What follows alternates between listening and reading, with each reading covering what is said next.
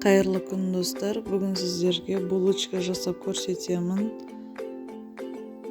Бізге қажетті заттар 200 грамм сүт, 200 грамм жылы су, 3 ас қасық шекер. Шекерді өз қалауларыңыз бойынша қоссаңыздар болады.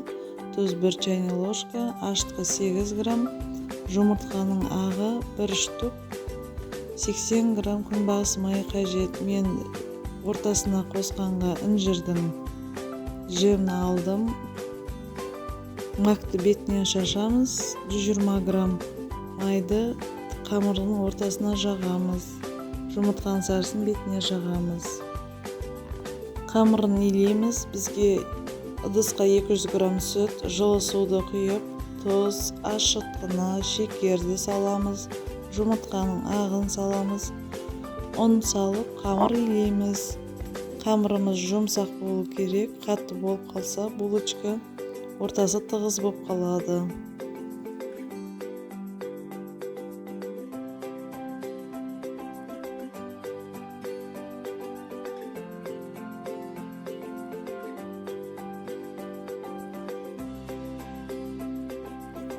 Сұйық майды құямыз, жақсылап араластырып қамыр илейміз. Қамырды 40 минутқа бетін пищевой пакетпен жауып қоямыз. Қамырымыз ашыды. Осында кішкене бөліктерге бөліп, қолмен жаямыз қамырды.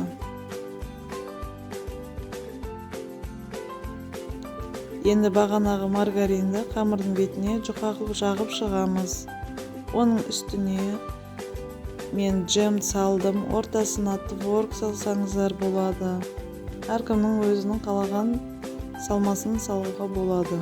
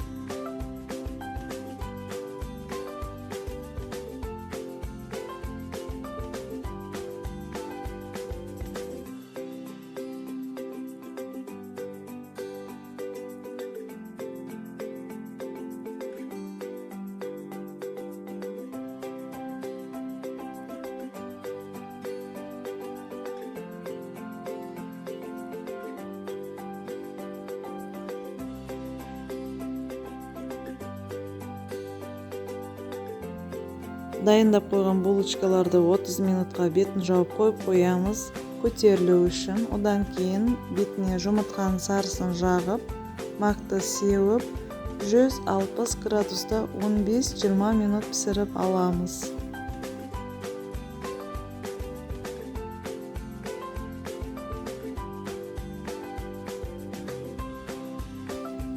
Булочкалар пісті, өте жақсы көтерілген, дәмі де өте жақсы. Міндетті түрде жасап көріңіздер.